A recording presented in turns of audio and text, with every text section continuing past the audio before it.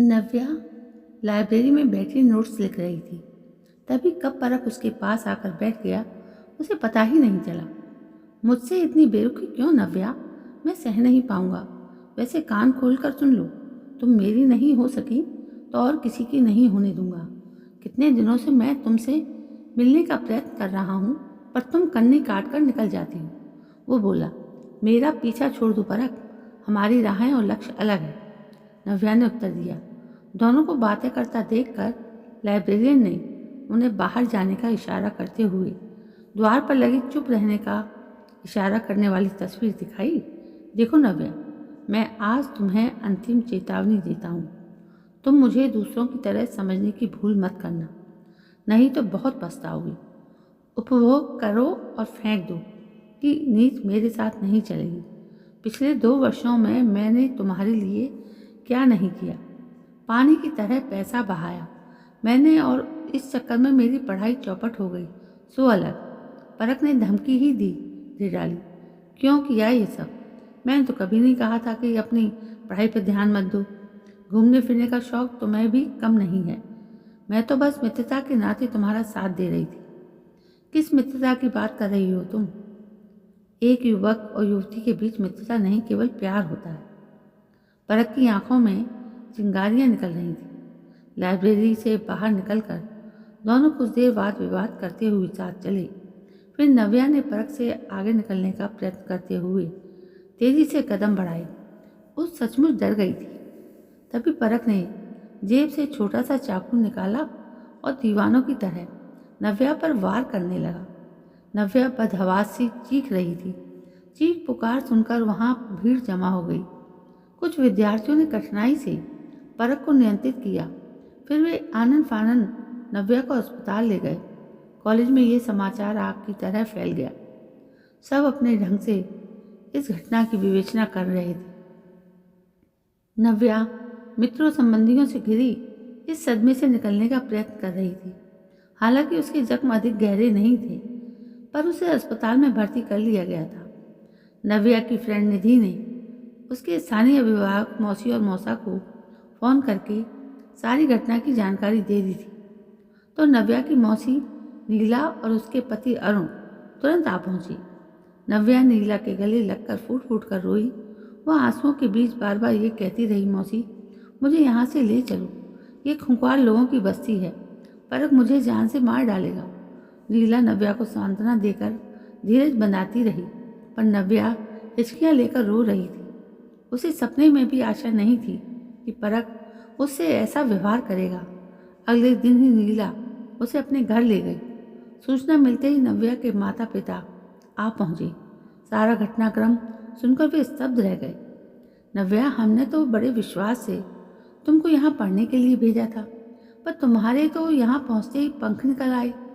और नीला, तुमने ही कहा था ना कि छात्रावास में, वो भी देश की राजधानी में रहकर इसकी प्रतिभा निखर आएगी, पर हुआ इसका उल्टा ही। पूरे परिवार की इतनी बदनामी हुई है। ये सब जानकर अब कौन इससे विवाह करेगा? नव्या के पिता गिरजा बाबू का दर्द उनकी आंखों में छलक आया। अब तो वो हम नव्या को अपने साथ ले जाएंगे, कोई और रास्ता बचा ही नहीं है। नव्या की माँ लीला ने अपना मत प्रकट किया। दीदी, जीजाजी, सच कहूँ तो जैसे ही मुझे परख से संबंध के बारे में पता चला, मैंने नव्या को घर बुलाकर समझाया था। इसने वादा किया था कि वो अपनी पढ़ाई पर ध्यान देगी, पर इसी बीच ये घटना घट गई। नीला ने स्पष्ट किया। मैंने तो उस दिन भी कहा था कि सारी सूचना आप लोगों को दे दें, पर नव्या अपनी सहेली निधि को साथ लेकर आई और अपनी मौसी को समझा ही लिया कि वो आप दोनों को सूचित ना करे। तभी अरुण ने पूरे प्रकरण का पर चुप्पी तोड़ी। मैंने भी कहा, सोचा था कि बात इतनी बढ़ जाएगी। मैंने तो नव्या को कई बार चेताया भी था कि इस तरह किसी के साथ अकेले घूमना फिरना ठीक नहीं है, पर नव्या ने अनसुना कर दिया। निधि ने अपना बचाव किया। ठीक है, मैं ही बुरी हूँ और सब तो दूध के धुले हैं। नव्या ने निधि की बात सुनकर चौंक उठी। आप लोग व्यर्थ ही चिंतित हो जाओगे, इसलिए आप लोगों को सूचित नहीं किया था। मुझे लगा कि हम इस स्थिति को संभाल लेंगे। निधि ने भी नव्या की ओर से आश्वस्त किया, पर कौन जानता था कि ऐसा हादसा हो जाएगा। नीला समझाते हुए रुआंसी हो उठी। अभी सब विचार विमर्श चल ही रहा था कि अरुण ने परख के माता पिता के आने की सूचना दी। अब क्या लेने आए हैं? हमारी बेटी की तो जान पर बनाए। इनका यहाँ आने का साहस कैसे हुआ? लीला बहुत क्रोध में थी। अरुण और नीला ने उन्हें शांत करने का प्रयत्न किया। हम तो उस अप्रिय घटना के प्रति अपना खेद प्रकट करने आए हैं। परख भी बहुत शर्मिंदा है, आप लोगों से माफ़ी मांगना चाहता है। परख के पिता धीरज आते ही बोले, क्या कहने हैं आपके बेटे की शर्मिंदगी के? यहाँ तो जीवन का संकट उत्पन्न हो गया, बदनामी हुई सो अलग। मैं यही विनती लेकर आया हूँ कि यदि हम मिल बैठ कर समझौता कर लें तो कोर्ट कचहरी तक जाने की नौबत नहीं आएगी। धीरज ने किसी प्रकार अपनी बात पूरी की। चाहती क्या हैं आप?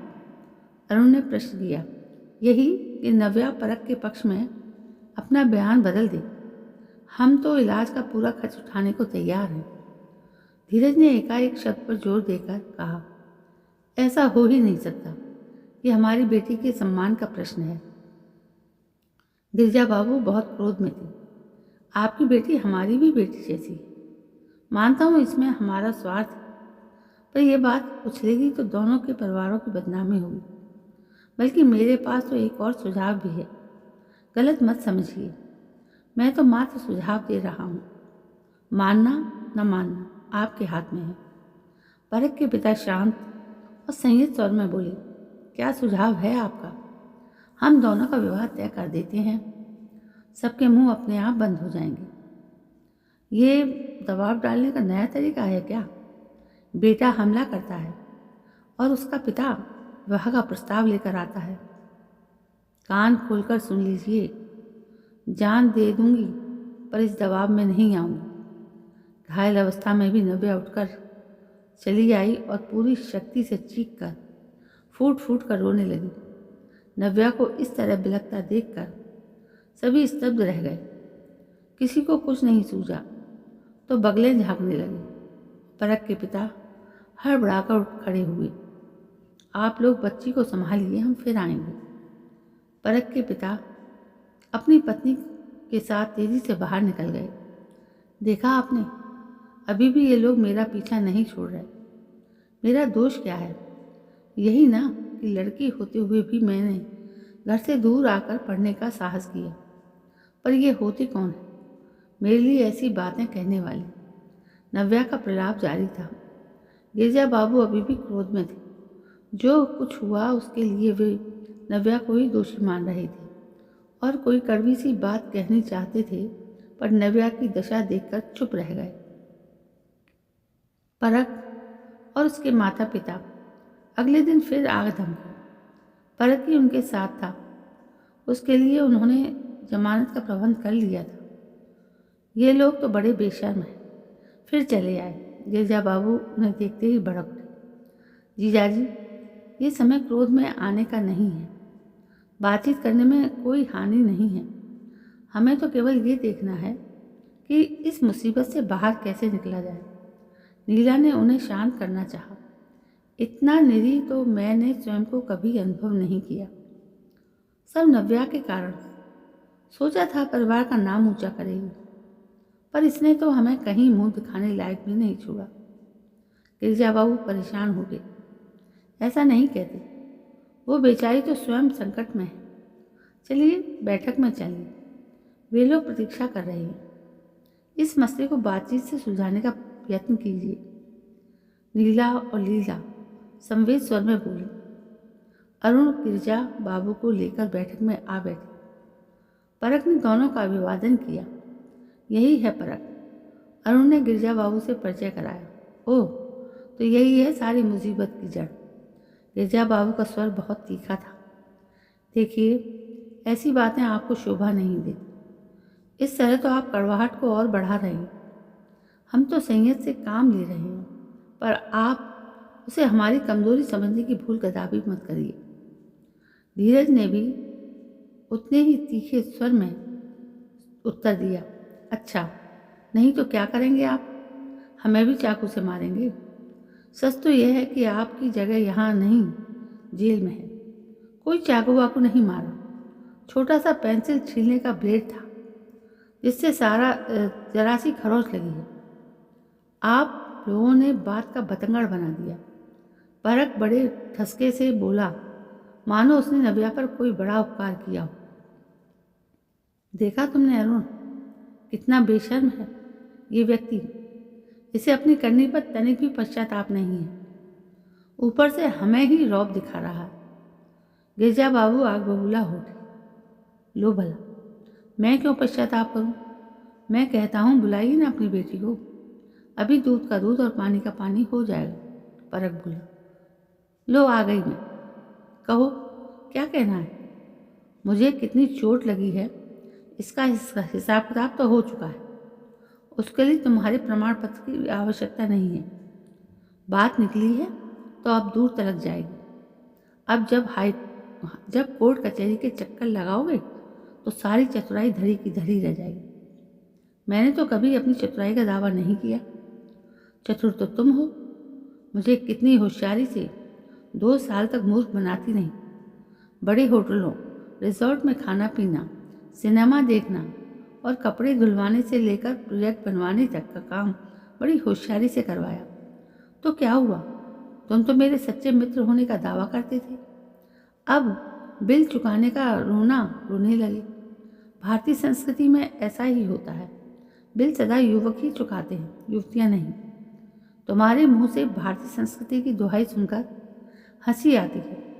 हमारी संस्कृति में तो लड़कियों को युवकों के साथ सैर सपाटा करने की अनुमति ही नहीं है।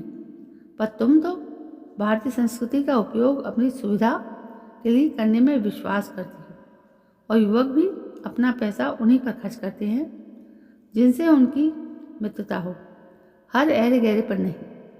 वैसे भी तुम्हारी जैसी लड़की क्या जाने प्रेम, मित्रता जैसी शब्दों के अर्थ।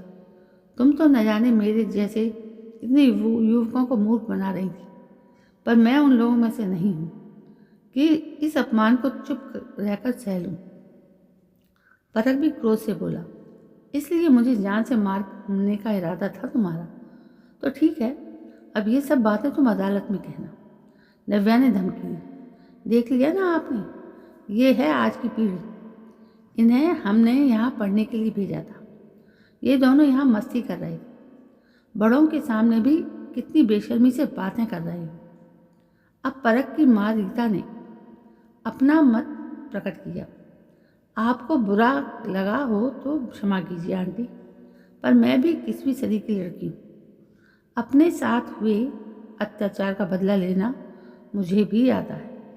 अत्याचार तो मुझ पर हुआ है, मुझे कौन न्याय दिलाएगा? 2 वर्षों तक अपना पैसा और समय मैंने इस लड़की पर लुटाया। अब ये कहती है कि हमारी राहें अलग। इसके चक्कर में मेरी पढ़ाई भी चौपट हो गई।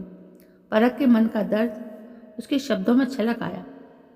अब समझ में आया कि एक युवक और युवती के बीच सच्ची मित्रता हो ही नहीं सकती। मैं जिसे अपना सच्चा मित्र समझती थी, वो तो कुछ और ही समझ बैठा था। नव्या अपनी ही बात पर अड़ी थी। जब बड़े विचार विमर्श कर रहे हों तो छोटों का बीच में बोलना शोभा नहीं देता। अब केवल हम बोलेंगे और तुम दोनों केवल सुनोगे। दोष तुम दोनों का ही है। तुम्हारा इसलिए परख कि तुम अपनी पढ़ाई लिखाई छोड़कर प्रेम की पींगे बढ़ाने लगे, और नव्या तुम्हें नई नई आज़ादी क्या मिली, तुम तो सैर सपाटे में उलझ गई। या तो तुम परख के इरादे को भांप नहीं पाई, या फिर जानकर भी अनजान बनने का नाटक करती रही।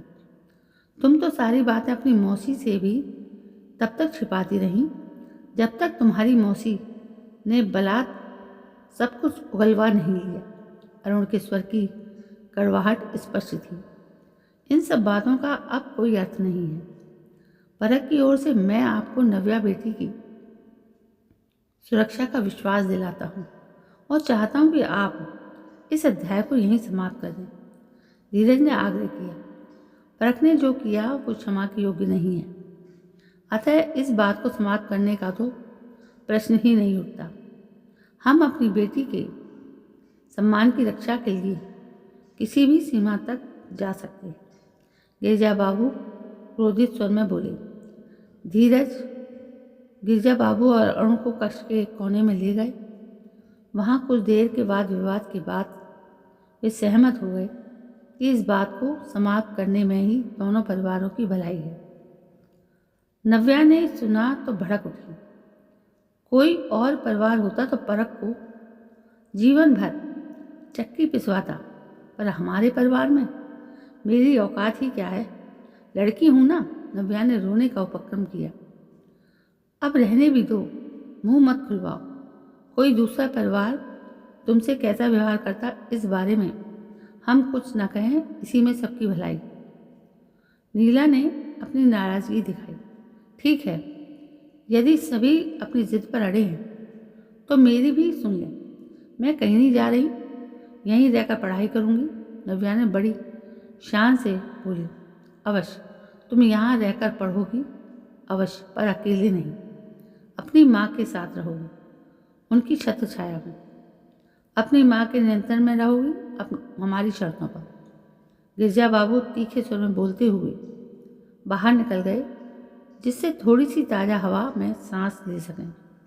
बगीचे में पड़ी बेंच पर बैठकर वो दोनों हाथों में मुंह छिपाकर देर तक सिसकते रहे। 4 महीने के बाद उन्होंने सुना कि परख और नव्या फिर दोस्तों के बीच मिल रहे हैं। उनके दोस्तों ने उनके बीच सुलह करा दी। 6 महीने बाद दोनों ने फिर अपने माता पिता को बुलाया और इस बार दोनों ने शर्माते हुए कहा, हम शादी करना चाहते हैं। गिरजा बाबू और अरुण दोनों एक दूसरे का मुंह ताक रहे थे और यह समझ में नहीं आ रहा था उन्हें कि क्या कहे और क्या ना कहे। तो दोस्तों, ये थी कहानी जो आपने इस वीडियो के माध्यम से सुनी। कैसी लगी आपको? यदि कहानी पसंद आए तो लाइक, शेयर, कमेंट ज़रूर करें और मेरे चैनल को सब्सक्राइब करना ना भूलें। कल मैं फिर हाजिर होती हूँ एक नई कहानी को लेकर आपके समक्ष। तब तक के लिए जय हिंद, वंदे मातरम।